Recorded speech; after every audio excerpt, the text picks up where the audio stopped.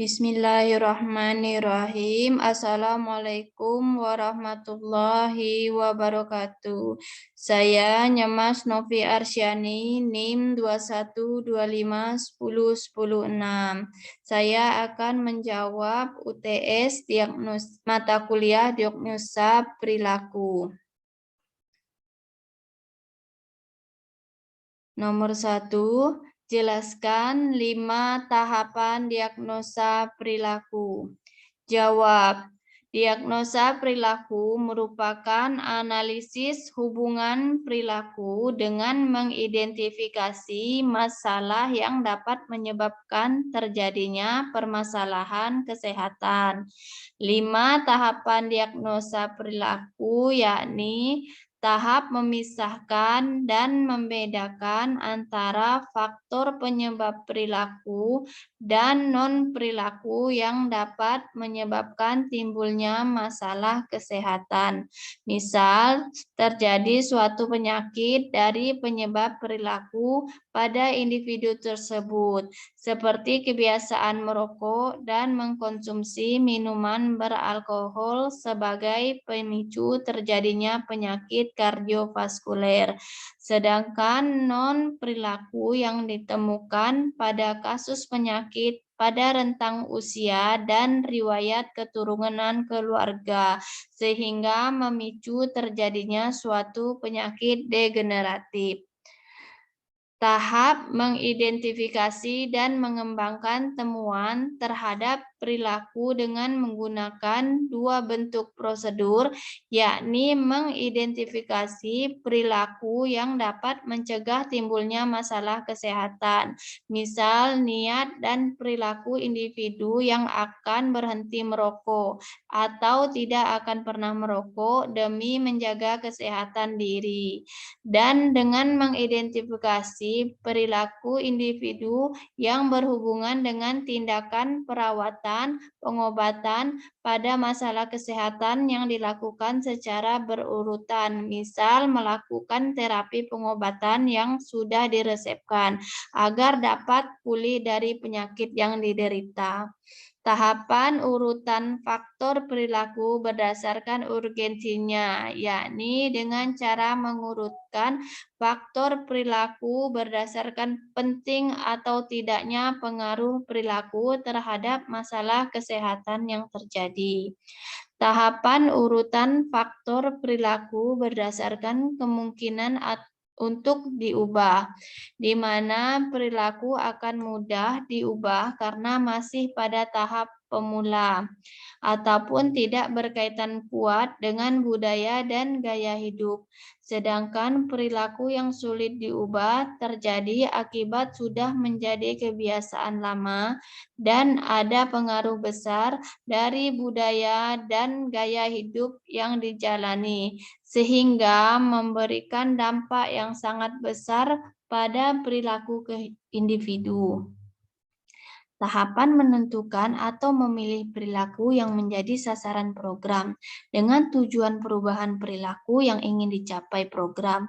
Indikator masalah perilaku yang mempengaruhi suatu kesehatan seseorang, misal pada pemanfaatan pelayanan kesehatan, upaya pencegahan, pola konsumsi makanan, kepatuhan, dan upaya pemeliharaan kesehatan sendiri. Soal nomor 2.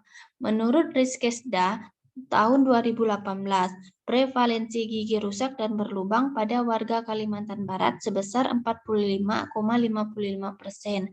Salah satu penyebab yang terlihat adalah 95,37% warga tidak pernah memanfaatkan layanan kesehatan gigi. Jelaskan determinan perilaku menggunakan teori Lower-Green yang menjadi penyebab rendahnya pemanfaatan layanan tersebut. Jawaban, faktor pencetus atau penyebab atau predisposing faktor, di mana masih banyak warga yang tidak mengetahui pentingnya pemanfaatan layanan kesehatan gigi dan mulut terhadap terlihat dari masih rendahnya kunjungan masyarakat terkait pemanfaatan layanan tersebut, di mana pengetahuan masyarakat terhadap layanan kesehatan gigi dan mulut hanya sebatas untuk pencabutan, penambalan gigi saja, tanpa mengetahui fungsi keseluruhan dari layanan tersebut. Kemudian faktor pemungkin atau enabling faktor, seperti kurangnya jumlah tenaga kesehatan, seperti perawat gigi dan dokter gigi yang masih kurang jauh dari komposisi ideal kebutuhan tenaga kesehatan yang tidak merata di pelosok daerah. Warga yang rumahnya jauh dan akses jalan yang buruk menuju tempat pelayanan kesehatan membuat warga malas memeriksakan kesehatan gigi. Kemudian adanya faktor penguat atau reinforcing faktor, karena dari faktor yang ada di luar individu dapat terwujud dalam bentuk sikap dan perilaku. Misal, masih kurangnya dukungan dari keluarga untuk mengajak anak-anak berkunjung secara rutin ke tempat layanan kesehatan gigi dan mulut, atau kurangnya informasi dan himbauan dan sosialisasi dari petugas kesehatan tentang pentingnya memeriksakan gigi secara berkala dan bagaimana cara sikat gigi dan waktu yang tepat dalam menyikat gigi, yakni setelah makan. Kurangnya faktor pendukung inilah yang menyebabkan kasus karies gigi masih tinggi di Kalimantan Barat. Soal nomor 3. Berdasarkan soal nomor 2, menurut Anda apa determinan yang paling dominan? Jelaskan. Jawaban, determinan yang menjadi pengaruh utama di mana warga menentukan keputusan atas dirinya sendiri terkait pemanfaatan pelayanan kesehatan yang merupakan predisposing faktor atau faktor pencetus, karena faktor-faktor yang terdapat dari dalam diri dapat terwujud dalam bentuk pengetahuan, sikap, kepercayaan, keyakinan nilai-nilai yang ada di dalam diri individu tersebut, kemudian didukung oleh faktor pemungkin dan penguat, yang akhirnya memberikan dampak bagi seseorang dalam menentukan perilaku yang akan dilakukan oleh setiap individu. Soal nomor 4, jelaskan indikator perilaku apa saja yang diamati dalam surveilan kardiovaskuler dan mengapa surveilan penyakit kardiovaskuler memerlukan pengamatan faktor risiko perilaku. Jawaban, indikator perilaku yang dilakukan dalam surveilan meliputi tren perilaku penyebab penyakit kardiovaskuler seperti gaya hidup, pola konsumsi, dan kebiasaan negatif. Pekerjaan, faktor risiko lingkungan, kondisi kesehatan disabilitas, penyakit kardiovaskuler, pemanfaatan layanan, kematian akibat penyakit kardiovaskuler. Surveilan penyakit kardiovaskuler sangat memerlukan pengamatan faktor risiko perilaku, karena faktor risiko menempati tempat maupun sentral utama, karena jeda waktu antara paparan penyakit sangat mempengaruhi strategi kesehatan masyarakat, harus didorong oleh eksposur faktor risiko. Intervensi dilakukan ke semua tingkat faktor risiko. Negara perlu mengetahui distribusi risiko dalam populasi dan data yang lebih baik, menghasilkan keputusan yang lebih baik. Dengan surveilan faktor risiko, penyakit dan faktor risiko perilaku dan gaya hidup diharapkan dapat memberikan informasi yang esensial, sehingga dapat dilakukan pengambilan keputusan dalam upaya pencegahan terjadinya peningkatan kasus kardiovaskuler.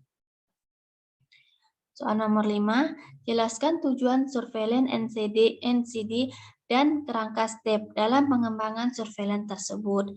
Jawab, surveilan NCD atau penyakit tidak menular atau PTM bertujuan untuk memperoleh informasi tentang situasi, kecenderungan penyakit, dan faktor risikonya sebagai bahan pengambilan keputusan dalam rangka pelaksanaan program penanggulangan secara efektif dan efisien, di mana PTM menjadi beban global yang unacceptable high, di mana kondisi ini amat berat mengingat kematian akibat penyakit tidak menular, bahkan terbanyak dan menduduki peringkat tertinggi dalam 10 besar penyakit penyebab kematian di seluruh dunia, sehingga fokus pada pencegahan penyakit menular. Demikian juga dengan masalah-masalah lain yang harus diperbaiki untuk mendukung sektor kesehatan dengan mendukung upaya-upaya promosi kesehatan.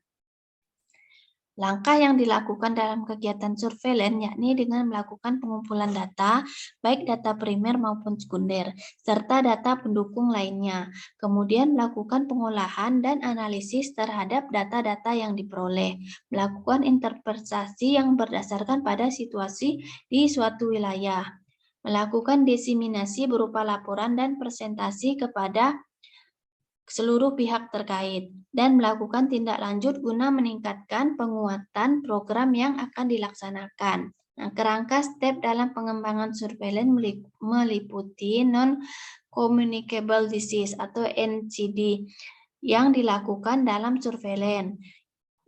Yang pertama yaitu mengetahui faktor risiko atau masa depan. Dengan langkah pertama, laporan berbasis kuesioner tentang faktor-faktor risiko utama. Langkah kedua, kuesioner ditambah dengan pengukuran fisik. Langkah ketiga, kuesioner ditambah pengukuran fisik ditambah pengukuran biokimia. Kemudian mengetahui penyakit yang terjadi saat ini dengan cara langkah pertama penerimaan rumah sakit atau klinis berdasarkan usia dan jenis kelamin. Langkah kedua mengetahui rate dan kondisi pokok dalam 3 kelompok penyakit menular PTM dan cedera. Langkah ketiga mengintervensi insiden atau prevalensi penyakit spesifik penyebab terjadinya penyakit. 3. Mengetahui jumlah angka kematian di masa lalu. Langkah pertama, menggolongkan tingkat kematian berdasarkan usia dan jenis kelamin. Langkah kedua, menspesifikan tingkat kematian berdasarkan usia, jenis kelamin, dan penyebab otopsi verbal. Langkah ketiga, mengumpulkan data angka kematian, usia, jenis kelamin, atau penyebab berdasarkan surat keterangan kematian. Demikian jawaban dari saya. Terima kasih. Assalamualaikum warahmatullahi wabarakatuh.